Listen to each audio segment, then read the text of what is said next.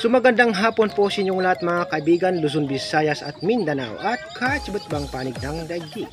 Welcome back to my channel, Katutubo TV Vlog. So nandito po tayong mga kaibigan sa ating munting manukan. Ayan, sa ating kulungan mga kaibigan. So i-update ko lang po kayo mga kaibigan. Meron po tayong bagong biling pugi na tinatawag nilang pumpkin. Ayan, ito yung ating bagong kuha. Ang bagong bloodline naman mga kaibigan na may kapugian. Puging-pugi. Tingnan. Ang pumpkin mga kaibigan. So sila naman po ang ating susubukan na padadamihin mga kaibigan bago maglugon itong dalawa na ito. Susubukan po natin kung tayo magpagpalayas kanila at kung maging pugi din ba at kung ano maging itsura ng kanilang mga anak bago magtaglugo. Yan. So i-update ko lang po mga kaibigan sa mga susunod po nitong video tungkol sa kanila.